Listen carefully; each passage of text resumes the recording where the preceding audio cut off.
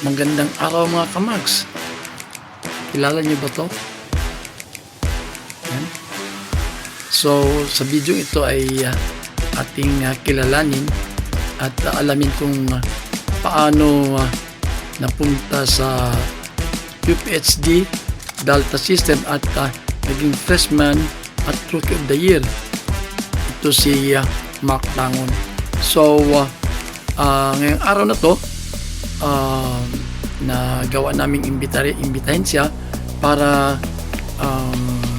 magbigay ng inspirational message sa mga participants namin dito sa Silliman University Volleyball Camp.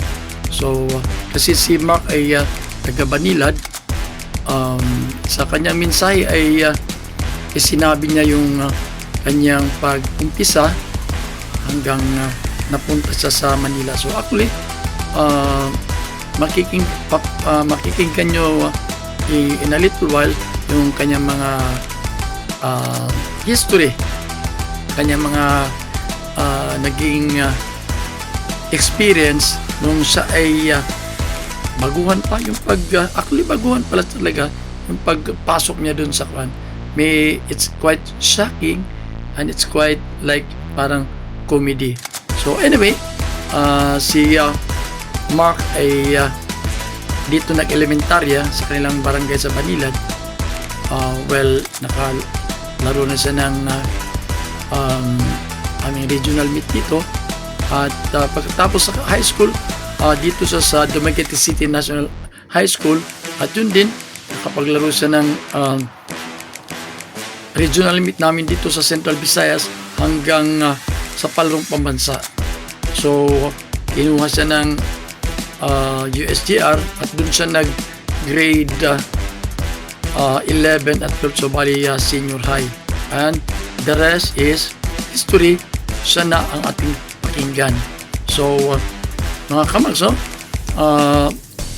swerte kasi naging kaibigan sa at player sa ng mga trainers namin dito sa SU Volleyballer Camp. So pakinggan natin ang mga mensahe at saka yung history na nakakatawa at times pero easily very inspiring. So pakinggan natin si Mark, freshman of the year and rookie of the year sa NCAA season 101 volleyball men.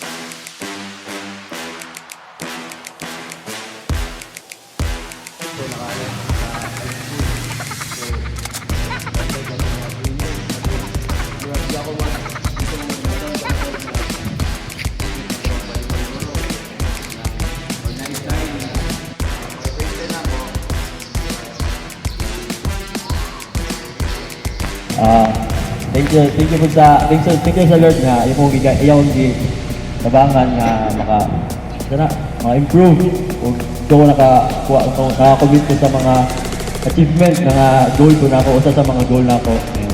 Luckily pagka college nako, commit ko sa Manila.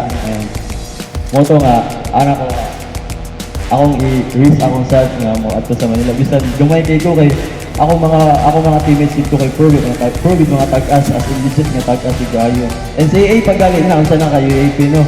Nga mo may kay goal na ako sa as a player nga mga kasulod sa UAP pero wala ba ta kahit kung madili ko kayo pang kataasan kayo. So ato sa kusa ng standard or ng like i-try pa na ako ang self asitin sa NCAA. So pag-abot na ako sa perpetual, which is sa school na ako karon. Kabado kay ko kay ang nagtagbo na ako, mga teammates na ako. First impression nila na ako, abi nila, libero ko, kay Bukuba, kayo ko. Yan na tong coach. Wala, bakit maliit to? Akala ko matangkad to ah. Kay ang nag-offer na ako, hindi yan, din yun. 5'11 daw ko niya. Ako height 5'7 na, 5'7, 5'8. Ana tong coach. No, mali to ah. Mali. Bro, na-offer na to yung sabi na, ana. Muto yung like, muto yung usa sa mga kanang, di ko anak ko motivation sa akong self nga, dili man tanan dili ta sukol.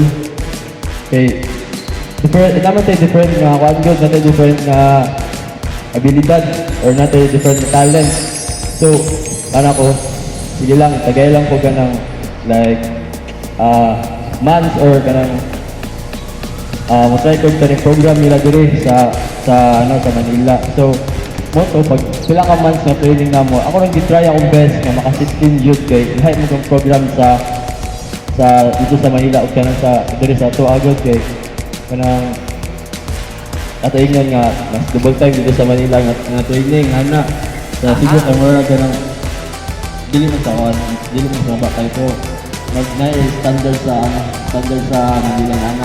So akong i-push niya akong self na makasabayan sa mga tag-as. So wala ko gamay ana dili man ako yung ana nga tag-as nila mo ako nila yung dili ana mukha siya mo palabrin siya ko sa mga teammates which is kanang akong goal ako dili mo palakas akong self mo contribute ko sa team as a team ko mo contribute dili man sa palakasan sa player kay kung ganoon ka nga kiran ka mo pakusog ka sa imong pagaling kailangan upunta doon sa team kailangan ka sa team di ba kung dula ka sa sample dula mo ay basic dili mo ikaw rin mo dula diya na ikaw rin makapanda o makataod balik kay 1 versus 6 nga na.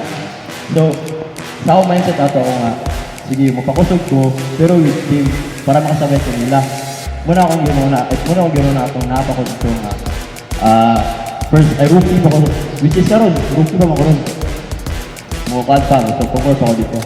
So, laki niya nga, na-achieve na ko, ay wala ko mag-expect na kanang akong award karon na makuha na ko kay dahil di ko kakompetensya sa NCAA nga mga rookies food na mas abilidad na ako, mas advantage sa height, advantage sa skills, nana. What do you expect na makuha na ko ng rookie o ka ng award na freshman? So, mauto nga, nakuha na ko ng award, akong di-accept, pasalamat ko sa Lord, na nakuha na ko, and iyaw ni Gaitan, iyang di tuwa, ay iyang di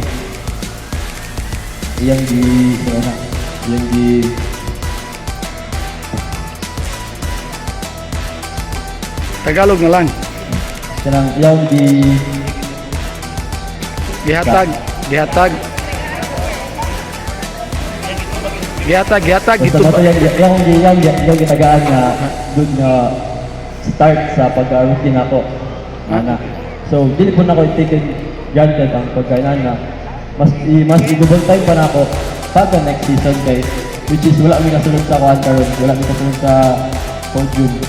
So, mo tong ko ni kuha bawi ko ng like sa pag karong next season mas mubawi mi ka mas double time ba at team.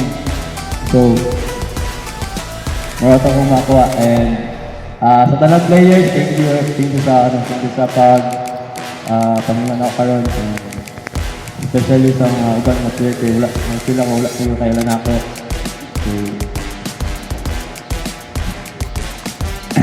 So Altas and thank you everyone.